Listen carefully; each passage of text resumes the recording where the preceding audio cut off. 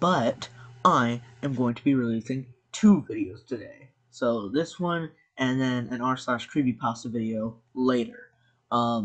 So two videos on Halloween. I'd say it's a pretty good deal. See you then. What is up, my seafood friends? Welcome to r/short scary stories, where we are covering stories that are scary in 500 words or less. So let's get into it. Our first story is called I'm a Driver for the Dead. Let's get into it. The first person I ever drove was my mother, a few days after her funeral. She came to me while I was asleep. I was blurry-eyed and still half asleep when I agreed, fetching my keys and wandering to the car. It was only once I was in the car that I realized what was happening. She didn't speak much, she just said she needed to get to the airport. That's how they all are, I've found, only half aware. They asked to go to the airport, or to the ferry, or sometimes a train station. They show up in the dead of night, or early dawn, standing alongside my bed. Once I get them where they want to go, they just sort of disappear. I guess it's their way of moving on. Most are peaceful, calm. They died of old age or some sickness. Sometimes, though very rarely, they died from some tragic accident. They would appear in the manner they died, broken, torn apart. That became my life, until I met Harriet. She was my light, and together we had a child named Thomas. I still continue to drive. Not often, just a few times a week. Harriet knew, of course, and she told me she understood, though sometimes I felt as if she was simply humoring me. And then Thomas died.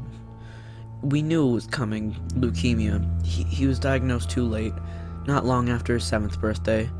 He lived for 2 more months. I took to drinking, hard, but it completely broke Harriet. She would sit up late into the night, staring at the darkness at the end of our bed. I'd drink downstairs until I passed out, but one night she found me there. She woke me, clawing at my shirt, her eyes bright and frantic. "Sam, you'll see him. When he comes to you, you'll see him. Let me speak with him, Sam. Please." I told her that I had never seen a child, only people our age or older. She wouldn't believe me. She started screaming, and she got violent. I had to leave. I had to. I couldn't take it, but I wasn't in any condition to drive. I woke in the hospital, barely lucid. Machines hooked to my flesh, wires threaded through my veins, but Harriet was there. I saw her through the haze as the doctors surrounded me, as they fought to keep me alive. The police were there too, asking questions that I couldn't answer. Through it all, Harriet stood behind me. It was a few days later that I finally woke, in the dead of night, still in the hospital. I turned to my side, and Harriet was there. I reached out to her and asked what happened. For a long moment she was quiet. Finally she reached out to me. It was then I noticed that the skin of her wrist had parted, her arm bloodied. Her hand slipped through mine. "Sam," she spoke softly. "I need a ride." Home alone. 3 days ago my father kissed me goodbye and locked up the house as usual. I busied myself with chores and spent the rest of the day reading. At 5 I made a simple dinner and tidied myself up. Father didn't come home. I figured he had stayed overnight in the city and went to bed before 9. I didn't sleep well. 2 days ago I spent the entire day looking for the remote to the TV. It's so inconvenient when simple things get lost. I searched under the mattresses and behind the toilet. I tore everything loose before taking a break and having a protein bar. I eventually found it tucked up over the door jamb and had to really strain to get it down, but finally I managed to pry it free. Why was it always the last place you looked? I was exhausted and reluctantly took my medicine. Another night of fitful sleep. Yesterday I slept all day. I couldn't move, could barely breathe. Had I taken too much medication? I never dosed myself in the past, so I didn't know how much I needed. I got up late and scrounged for food. After a sparse meal, I had laid back down, the remote clutched in my hand. I drank water even though I don't like to. I must have needed it though. I couldn't stop scooping it into my mouth. My sisters were hard to wake up, so I let them sleep. I finally managed to turn on the TV and flipped around to different stations. After a few hours of endless clicking, I found a channel that had local news. There had been a shooting downtown. A nursery had been vandalized. A riot had broken out at a chain grocery store. I was feeling upset by the bad in the world and was about to turn the TV off when the last story caught my eye. Prominent local doctor killed in drunk driving accident, leaving his wife and 3 daughters. I was shocked. Shocked to see a picture of my father with the woman I didn't know and 3 girls that weren't me or my sisters. Finally turned the TV off and sat on my mattress. What would I tell my sisters? How would I get them to understand? Without Dad, there was no way to unlock the basement door.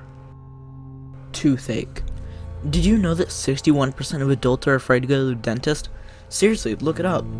I don't take it personally. I mean, I get it. All those tools, the drills, the pain. It's not completely irrational. Luckily, I have an excellent reputation for putting nervous patients at ease.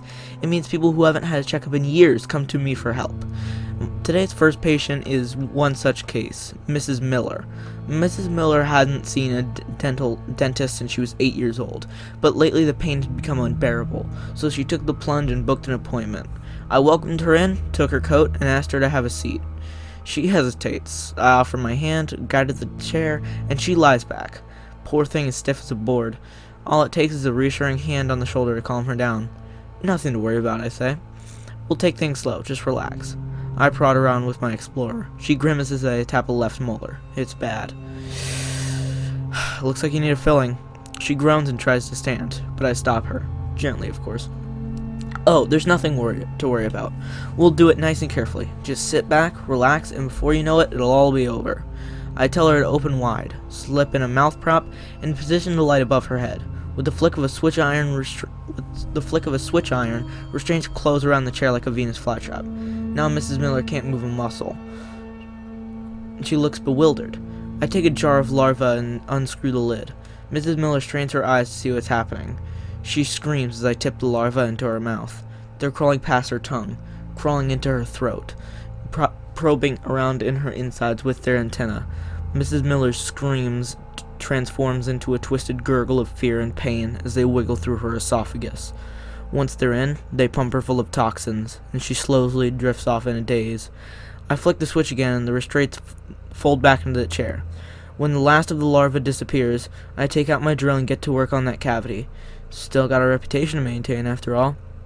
Mrs. Miller comes in around right after I'm finishing up. All done, I say with a smile. For a moment she looks utterly disoriented, then blinks a few times and shakes herself awake. I must have drifted off. Can't believe it was so painless. She promises to recommend me to all of her friends. Tell her to book a follow-up appointment with my receptionist. About 6 months should do it.